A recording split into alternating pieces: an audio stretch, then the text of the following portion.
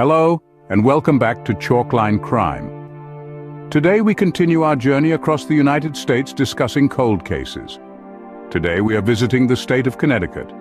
Connecticut is the third smallest state by area, but the fourth most densely populated of the 50 states. Connecticut is in the northeastern region of the U.S., with a diverse landscape that includes coastal plains, river valleys, rolling hills and mountains.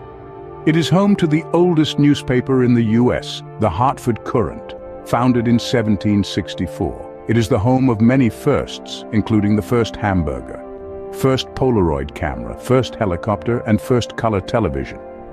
Connecticut is home to the famous Yale University. Connecticut was also the home of the 5 women we will discuss in this video. We will discuss some sensitive topics in the following video.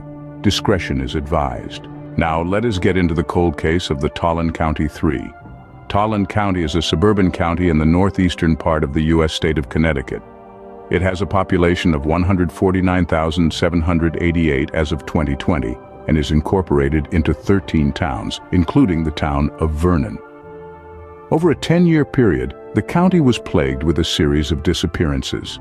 The Tolland County 3 refers to the disappearances of 3 young girls from the same area of Connecticut in the late 1960s and early 1970s. Deborah Spickler was first to go missing. She was a Caucasian female with brown hair and brown eyes. Deborah has a pockmark on her face, and one of her teeth was chipped. She often went by Debbie. She was 13 years of age. She was last seen at Henry Park, 120 South Street, Vernon, on July 24, 1968. Deborah lived in Mystic, Connecticut, but was staying with her aunt, uncle, and cousins in Vernon at the time of her disappearance. The last person seen with Deborah Spickler was her cousin, who was walking with her from Fox Hill Drive towards the Henry Park swimming pool. The girls realized they had forgotten towels. Deborah's cousin turned back to get some. They were about 200 yards apart when the cousin lost sight of Deborah. No one else reported seeing Deborah after that.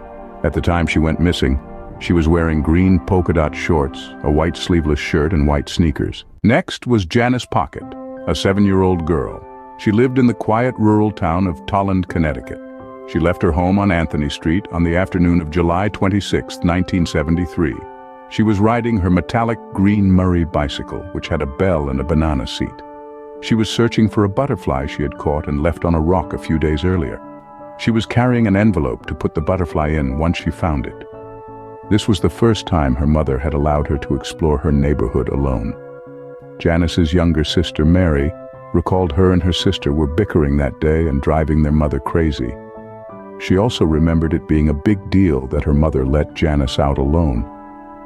After about a half hour, she had not yet returned to her home. Her mother went to search for her. She found her bicycle on the dirt portion of Rhodes Road, less than a mile from her home. An extensive search of the area failed to locate her, the butterfly, or the envelope she was holding. Janice, who had blonde hair, blue eyes, and a gap between her 2 front teeth, was last seen wearing navy blue shorts with a design and a blue and white striped jersey. Lisa White was next to go missing. She was 13 years old. She was last seen on November 1, 1974. The night before she disappeared, she was arrested for underage drinking. Her parents had grounded her. The next day, when her mother went to work at approximately 4:30 p.m., Lisa snuck out of the house to visit a friend about 2 miles away. She was last seen walking on Prospect Street in Rockville, Connecticut. She left her friend's house at 7:30 p.m. and never made it back to her home. Lisa had blonde hair and blue eyes. She had a small pockmark on her forehead above her right eye. She had perfectly aligned teeth and recently had her braces removed. She was reported to be in good physical condition. She was a dancer and did acrobatics. She was last seen wearing green pants, tan work boots, and a denim jacket. These 3 cases have haunted the families and communities of the victims for decades. There have been no arrests or convictions. However, over the years, there have been many theories and speculations about what may have happened to these women. Perhaps the cases are not related and are the result of random or opportunistic crimes. Maybe Deborah Spickler was abducted by a stranger who saw her at the park. Janice Pocket was hit by a car, and the driver panicked and disposed of her body. Lisa White was hitchhiking and got into a car with a dangerous person. These, of course, are all just theories. Were the girls targets of a serial killer or a trafficking ring operating in the area? There were also several suspects over the years. Robert Garrow was a suspect in the disappearances. He was a serial assaulter and killer who was active in New York State in the early 1970s. He confessed to several murders, including one in Syracuse, where he lived as an adult, and one in the Adirondacks, where the Tolland County disappearances occurred. None of his confessions were verified, and he was never charged for any of the girls' disappearance. He was convicted of second-degree murder on June 28, 1974, and was sentenced to 25 years in prison. In 1978, he was shot dead while attempting to escape prison. Charles E. Pierce was a convicted sex offender and confessed child killer who admitted to killing several children in the 1960s and 1970s. He was sentenced to life in prison for the 1969 murder of Michelle Wilson, a 13-year-old Boxford girl. He claimed to have killed Janice, but his claims were never verified. He died in prison in 1999. Howard Gombert Jr. was convicted of assaulting and murdering a 6-year-old girl in Massachusetts in 1973 and is suspected of other crimes, including the involvement in disappearances of the 3 girls. He was also a suspect in the disappearance of Susan LaRosa, another young girl who went missing from Vernon in 1975, who we will discuss later. He was questioned several times over the years, but there is no physical evidence connecting him to the disappearances. He is currently serving a 30-year sentence. Michael Nicolaou was another suspect. He matched some of the criteria that the police were looking for. He was an American veteran, murderer, and a person of interest in the Connecticut River Valley killings.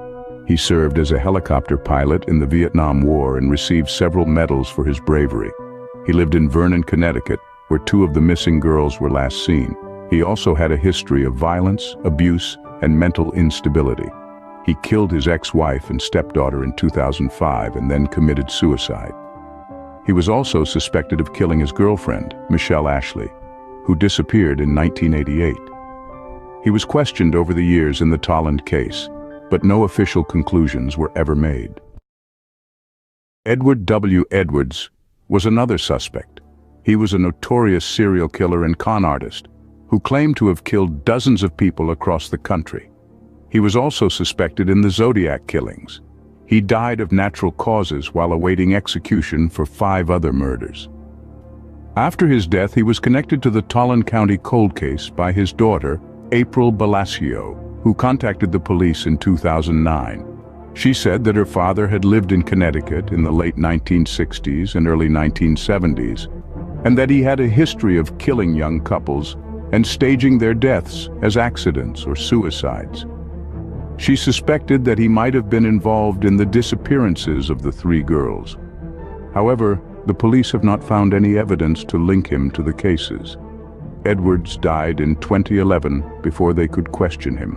The remains of all 3 girls have not been found to this day. In October of 2014, the Tolland County Cold Case Task Force was formed with a team of investigators from Connecticut State and local police and the State Attorney's Office to probe into the disappearance of 3 girls.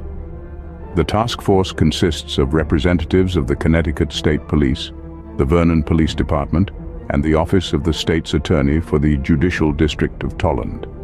The task force also includes 2 analysts, one from the Chief State's Attorney's Office and the other from the Tolland State's Attorney's Office. The team is small but dedicated to their task. The team examines evidence using modern techniques used to help close cold cases. They use DNA analysis, a technique involving extracting and comparing DNA profiles from biological evidence, such as blood, saliva, hair, or bones. DNA analysis can help identify suspects, victims, or relatives of missing persons. Team members use FBI's Next Generation Identification System, a biometric database that contains fingerprints, palm prints, iris scans, and facial recognition data. It can help match unidentified remains or suspects to existing records. They also use phenotyping, a technique that uses DNA profiles to estimate the physical appearance of a person, such as eye color, hair color, skin tone, and ancestry. It can help generate a composite sketch of a suspect or a victim. They also use forensic genealogy, a technique that uses DNA profiles to trace the family tree of a person, using public or private databases of genetic information. It can help identify relatives of a suspect or a victim, or narrow down the pool of potential matches. The task force also works with the FBI, the National Center for Missing and Exploited Children, and other agencies to find new leads and clues. The task force offers a total of $150,000 in rewards for information leading to arrests and convictions of those responsible for the crimes. Over the past decade, there has been little development in these cases. 2 other women disappear around the same time frame as the 3 girls. The task force decided to reopen their cases as well, with the idea that they all may have been related. Susan LaRosa was a 20-year-old mother of 3 who disappeared from Vernon, Connecticut in 1975. She was last seen leaving her home to go to a doctor's appointment.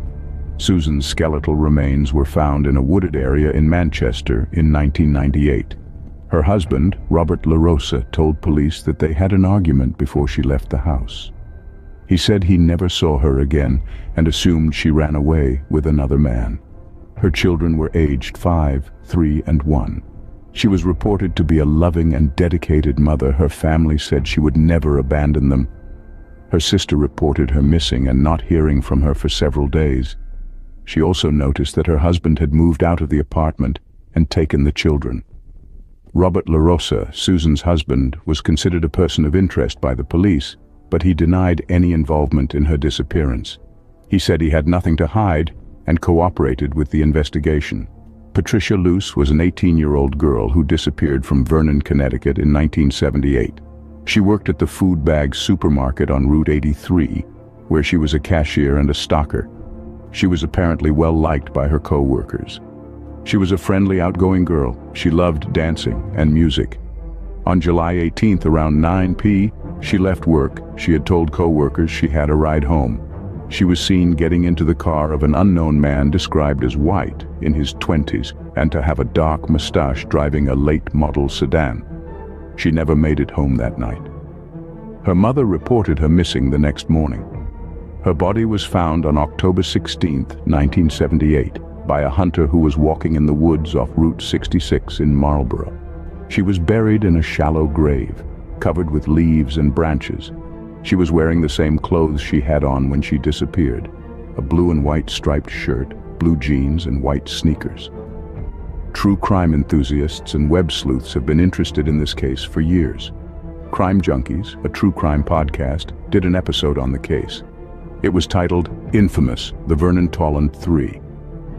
It features interviews with family members, witnesses, experts, and former law enforcement officials, as well as archival audio and documents. There are several blogs that follow the case as well. It has been almost 60 years since the first of the Tolland girls disappeared. There are still no answers for their families who cling on to hope.